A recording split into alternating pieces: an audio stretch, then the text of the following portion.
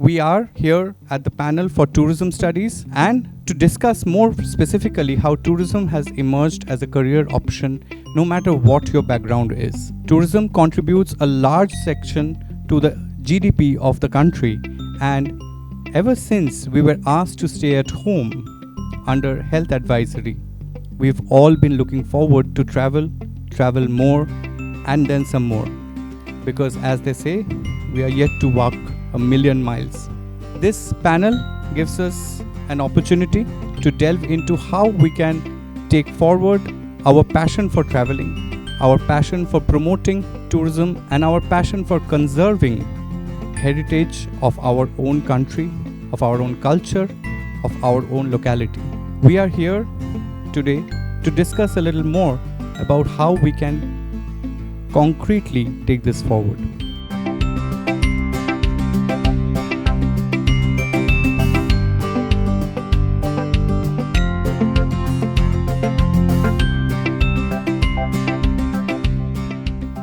And a virtual welcome for Hemant sir.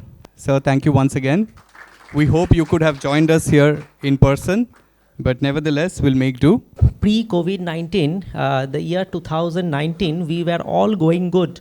And Indian tourism was slowly and steadily gaining the speed, gaining the importance and the enthusiasm. Suddenly, unfortunately, something happened that was not at all expected. Because, in all industries, there's something, we have an expectation. We have an expectation that this is where we are going to reach in the years to come. But in 2020, something absolutely changed us. We never thought that people will not travel. Actually, I'm speaking about travel and tourism, which happened ages ago. Okay, when man started its civilization, man started to travel.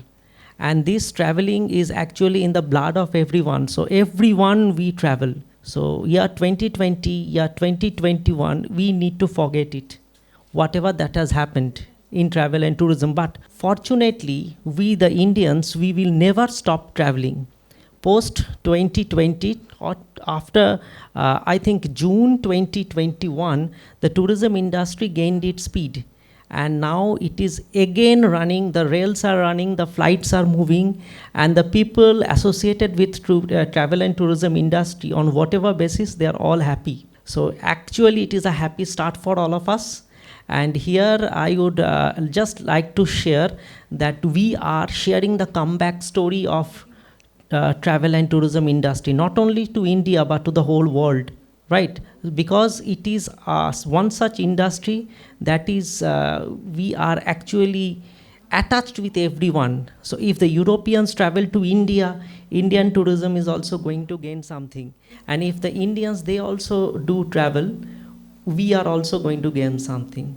So here I would request Professor Dr. Dilip Kr to take forward the discussion regarding 2022, the comeback story for tourism in India. I'm basically here to not to deliver lecture or like that. I want to basically make the students clear what exactly the travel and tourism industry is. I have started my career in 1997-98 when I was very young, but today is 2022. But still, I could not understand what exactly the travel industry is because of its complexity. You never know what will happen tomorrow. And this is the industry which has affected fast. And this is the industry, definitely it will be bounced back very soon. We know what happened or what has happened because of this COVID-19 pandemic. There is a saying that if there is no hotel, there cannot be any tourism. And also there is a saying that if there is no tourism, there cannot be any hotel. So both hotel industry and tourism industry, they are two sides of a same coin. We cannot disintegrate with each other. So thank you very much for providing a platform where we are having people from industry, hotels, as well as academics. To start with, if I'm not wrong, even I want to put some figures exactly what we have lost during these 2 years. Almost 10 lakh crore rupees we have lost, particularly this tourism and hotel industry. In 2019-2020, before Corona, the growth rate of tourism was almost 10%, contributing 10% of gross domestic product. But today we are approaching near about 5 to 6%. So we have lost a huge amount of money as well as resources so far as tourism is concerned. This is the industry where the job opportunities are very high. Why I am telling you, if I'll give you the facts, according to World Travel and Tourism Council, every 2.5 second one job is created in tourism.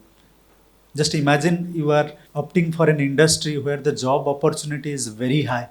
The employment opportunity, because India is a country which is always facing this unemployment scenario. So through this tourism industry, we can improve the employment scenario. One new forms of tourism is now coming up, homestays, homestay tourism. And places in Bengal like Calcutta is no doubt it's coming up in a bigger way. But if you think of Kalimpong, it's coming up in a big way because in West Bengal tourism, if I am not wrong, you tell me the district, I can name the students who is working as a tourism development officer as well as tourist supervisor from my university. In 2019-2020, almost 25 students of my department, they have joined in different district of West Bengal as West Bengal tourism supervisor and tourism development officer. And this current government is striving hard to promote tourism in our state. We are having now short-term program on tourist guide training program in different district.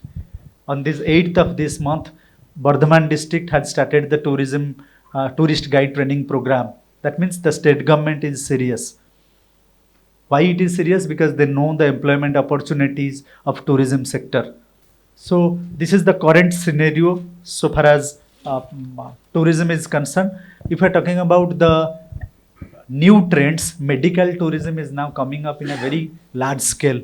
I have been associated with a project conducted by Ministry of Tourism, Government of India, and I have been told to collect 5,000 data regarding medical tourism. That means the tourist coming from Bangladesh to our country.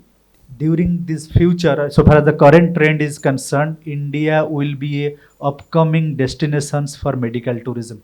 Ramayana Express is on the wheels. Here the tourist will go on this train to find out the places related with Ramayana, and there is a Buddha heritage train also that will connect the destinations, and it's already it is on the wheels. So these things are coming up, and the government of India and government of West Bengal both are concentrating on how to go for the better development of tourism in India. The Udan scheme, which is for the domestic connectivity. So if you want to fly from Bangalore to Trivandrum or from Bangalore to Pondicherry, that is possible by flight. So these are some very, very good steps. Now I would like to interact with Mr. Hemant sir. The stage is yours now. This has been accentuated post the pandemic. Now, during pandemic, a lot of us realized that what is the most important thing for us. And amongst the top things, other than our family and our loved ones, it was our health. There is disposable income, and then that is being spent on well-being and wellness. Hence, wellness tourism has gained a lot of traction as well. You see, when a tourist goes for a wellness resort, they spend the minimum length of stay starts from 5 to 7 nights, and they go on to absolutely could be 2 weeks, 3 weeks, where they go through treatments. Ayurveda has been captured by Kerala and marketed really, really well. So you have so many resorts that have opened and new ones that are open. So an average tourist, if he stays in a place for 2 to 3 nights in domestic, on a wellness, he's staying for 7 nights. So he's actually contributing double the amount of revenue plus more because the treatments are expensive, etc., in the same hotel. The world is also looking at India as a big market. We are a small country, only 1.3 billion people.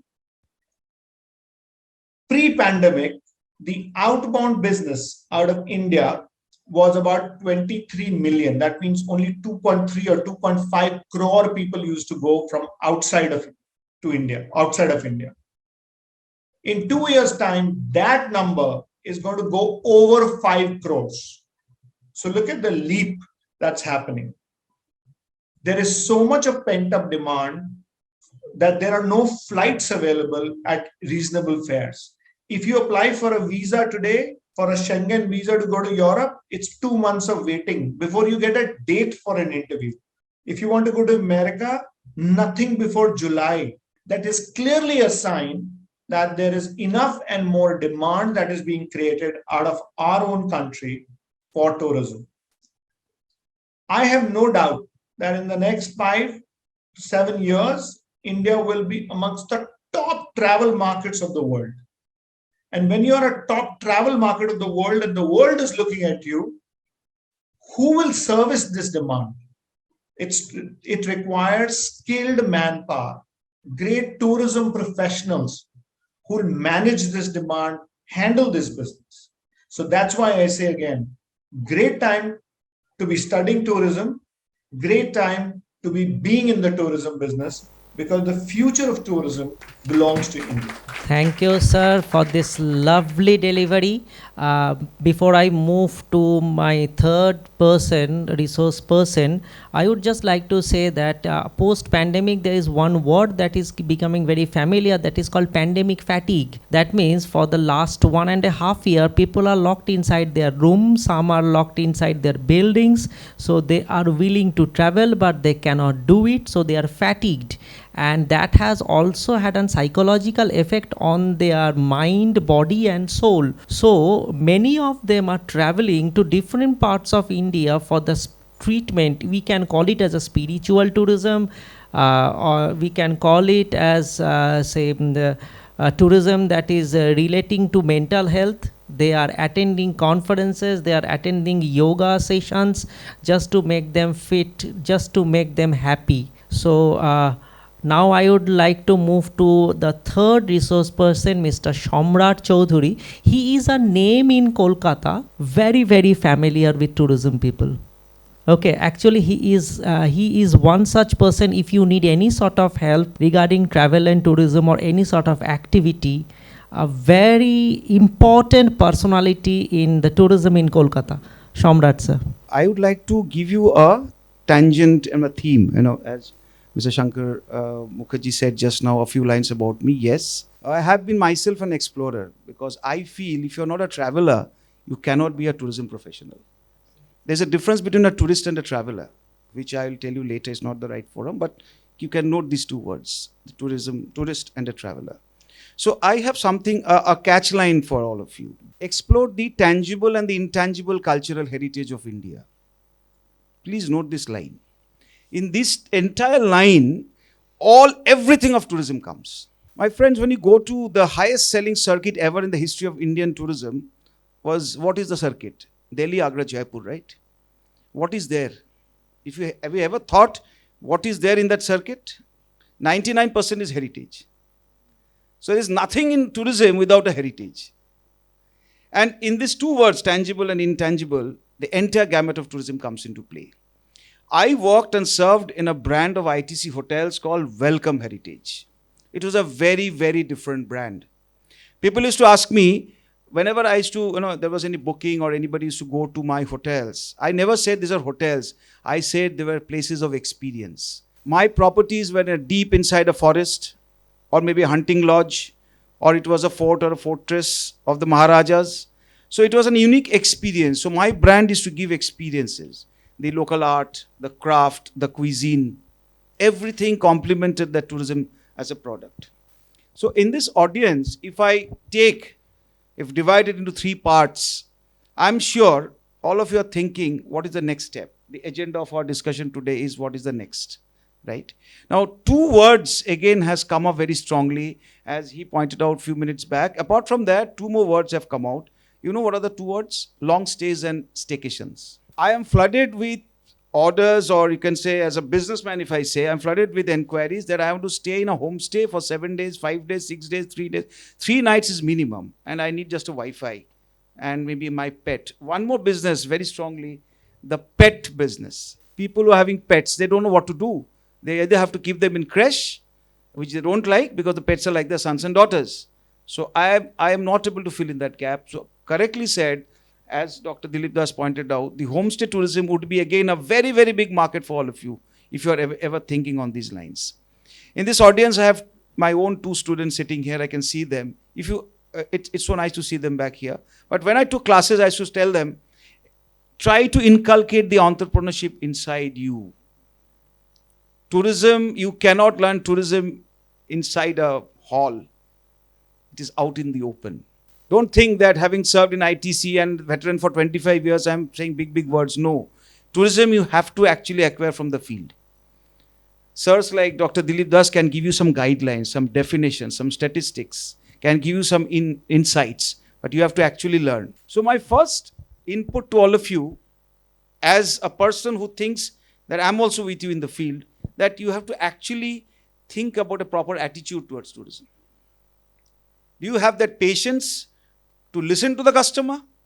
This is again a very big problem in our industry. You don't listen what the customer is saying. We think whatever we are saying, it's good.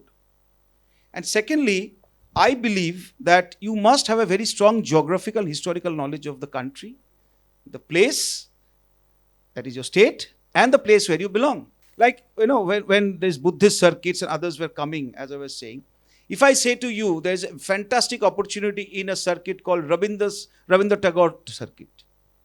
Anybody can, without even touch your mobile and without doing any Google, can you tell me where is the Rabindranath Tagore beach in India? Immediately, can you tell? I also didn't know. I went and saw and came to know. It is in Karnataka, in Karwar. There's a port town called Karwar, and the beach is called Rabindranath Tagore Beach. So if any scholar, any international tourist wants to come to India and explore Rabindranath Tagore options apart from Shantiniketan, here you have a circuit to offer. So my point of telling you all this is very simple. Every product you touch, every circuit you touch in India is a product for tourism. It depends on how you market it. So any challenge in our industry, and our industry is always susceptible to the highest. Because see, there were some communal issues last 3-4 days. Many of my friends who had resorts, they told me more than 70% of the bookings got cancelled. Who is responsible for that? It's not in your hands. So he lost, but again he's confident he'll make it up. So though it's the most susceptible industry to such attack prones of all these vagaries, but yet it's the challenges which will make you create opportunities for the future. Now I will be moved to my last speaker, a very energetic young man. Believe me, he is the person who has handled foreign tourists, who is handling domestic tourists. He knows what are the demands. He knows what are the inquiries that he gets from both the foreign tourists and the domestic tourists. Tausif, to you. First of all, when I think about tourism, okay, I get a goosebump. Okay, I always, very much passionate from the beginning about tourism. Okay, so first of all, I would like to highlight one particular thing, that today we are living in a VUCA world. So VUCA, I would like to explain. V stands for volatility, U stands for uncertainty, C stands for complexity, and A stands for ambiguity. So for this 2.5 years of post-pandemic, okay, or during the pandemic time, this word stands right for all of us, for all the industries, not only the tourism industries, but of course, the rest of the industry. We have seen a lot of changes in these 2.5 years. We have lost a lot of things, but gradually we are recovering faster. We have lost a lot of people, of course, personally, even in professional life also. So now if you see in 2022 sitting on, we have been seeing a lot of developments in the tourism industry. Especially, it is creating a lot of opportunity for all the students, for the freshers, and people who we have lost in the future. So we have been also calling them to rejoin to our industry. Secondly, I would like to also point out, Mr. Chowdhury was also saying and highlighting that profitability, growth, so this thing.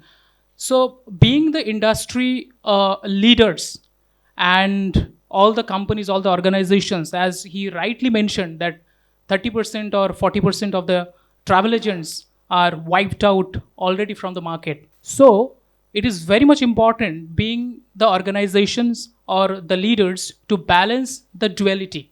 It means man versus machine, customers versus employees, growth versus profitability, strategic versus your execution, and intelligence versus emotion, and knowing something versus knowing someone.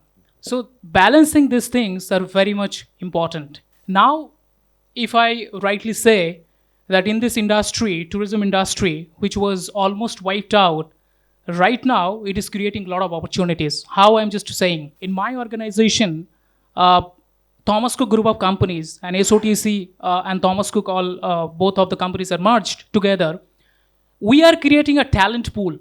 Okay, so why the talent pool? In this talent pool, we will be hiring students, the freshers from different institutes, and we will be giving them training for 3 months. And wherever in pan-India basis we will have the shortage of manpower, we will be providing or sending those students or those professionals, I rather say. So those are paid employees, of course, the permanent employees. They will be placed in different places of the organization. So this is internal opportunity which the organization is having right now. So 3 things, remember always being future professionals: speed, future ready, and adaptability to change. If these 3 things you all have, you are most welcome to this industry. How do we, what can we do for wildlife? My question is for Samrat sir, for sustaining tourism in those areas. Before I answer her question, let me just make a role play here. Suppose he is sitting in his office. Be seated. I'll answer, come back to you. He's seated, Mr. Tausif is seated in his office, and I walk in as a customer. So I want to go for tiger tourism. You know what is tiger tourism? And you know that 90% of tiger tourism is restricted in 3 states only: Madhya Pradesh, Rajasthan, and Uttarakhand. Right? So, Mr. Tausif, I want to go for a tiger tourism, and you have to guarantee me tiger. I don't mind the cost. You have to guarantee me tiger. So, of course, we will try our level best to, fulfill your wish. But of course, we cannot guarantee that you will see the tiger. We can take you for the game drive twice, thrice, 4 times. Number of days depending on, say, 3 days or 4 days you are staying. But during that time, you may find tiger or you may not. Because these are the wild animals. We cannot guarantee that where they will be. They are not caged. So your question is related to my role acting, because you are asking about show-offs. So buying 9 lakh cameras is the latest show-off for tiger tourism. Right? They don't know anything about tigers. Right? Now, coming to your question, see, the thing is, how many Pulse chocolates can you put in here? Anybody? In wild guess. Alok Duti, how many can you put it here? 20. If I put 50, what happens? Right? So what we call it in a scientific term, we call a carrying capacity of a particular place. When you talk about sustainable tourism, it's a carrying capacity. What you was telling about Ladakh is a huge negative example of carrying capacity. Absolutely. Government has done nothing to actually study how many people can be entered, which Sikkim has done, Bhutan has done. You can check with Professor Doctor, he will give you correct statistics. Absolutely. But I know Bhutan and Sikkim are very particular about carrying. So when you are talking about sustainable tiger tourism or wildlife tourism, if you don't know how to, first of all, behave, number one. Secondly, how many gypsies or cars you should send inside, then you are actually spoiling the sustainable. Sustainable is long term, right? And because of the huge pressure of tourism, unfortunately, there are certain areas of Ranthambore and Corbett where the government had to put in cantors, which is a horrible mess for a sustainable tourism. I don't know how many of you seen cantors. So if you ask me, that is again a very negative impact on the wildlife. But again, this year, the highest number of tiger sightings, it has risen from compared to 2019 by almost 50%. You know why? 2 years the jungle was shut. The animals saw, earlier there were a lot of vehicles passing through, so they knew they could not cross that line. Now they were everywhere. So this year, this summer, there's forest closed down in around 20th of June in everywhere. This summer, highest sighting, because tigers were traveling everywhere, even lions in Gir also. So the point coming to you is, basically it's the responsibility of the traveler and the tourist, supported by the government, which can give you a total sustainability. It's a privilege for me to share my experience in iLead, one of the premier institute providing skilled education. I think through tourism, the institute can complete its different skill-based program by providing better employment opportunities for the future manpower resource, which is always lacking in the industry. Tourism is an expanding industry. It's an ever-growing industry. It's never going to die. I think if the students will be offered this program, the students will be immensely benefited, not only in form of getting employment opportunities, but also to make their dream reality by adopting the ever-changing field of tourism and hospitality challenges. I hope this course will definitely help them in shaping their career in different fields, starting with academics, industry, as well as in different fields. Like nowadays, several fields are coming up with this tourism industry. Hope this course, if it will be run by iLead, will definitely help them in making the dream of the students a reality. My only message to all of you is that please understand the geography of the country if you want to be a successful tourism professional, whether you're an entrepreneur or you're a working person or an educationist. Be involved. If you don't know your country and your place, you cannot succeed. So of course the seminar was fantastic, and I have seen a lot of travel enthusiasts over here. I have of course one line of message for everybody. So that is, you have to be future ready, you need to have speed, and of course adaptability to change. These three things you need to have. Then you are most welcome to this industry. Actually, I found this event on internet, and I thought to visit here. It was a very wonderful experience today over here. I learnt about travel and tourism industry, and I'm really very passionate to be in this industry, in the segment of wellness tourism, because it is overlapping in my career as well as tourism career. So it was a very good experience. I have came here and gained some knowledge about upcoming tourism prospect in our country, and it will help us to become in the industry once again bounce back, and it was a very good session. From today's session, I'm just experienced a lot, and really understand that what tourism is to the students who are going to search for jobs in the upcoming days. So tourism is that platform which has a huge opportunity, what it can provide us. And the entire panel, they are from different sections. They are from the academicians, they are from the hotel industry, as well as the entrepreneurship persons are there. So we just enriched a lot for today's session. Thank you. iLead has proved itself to be very successful in the different domains. I congratulate all the leaders and the team members associated with iLead for the starting of their travel and tourism management course and heritage management course. So best of luck, Team iLead, for travel and tourism.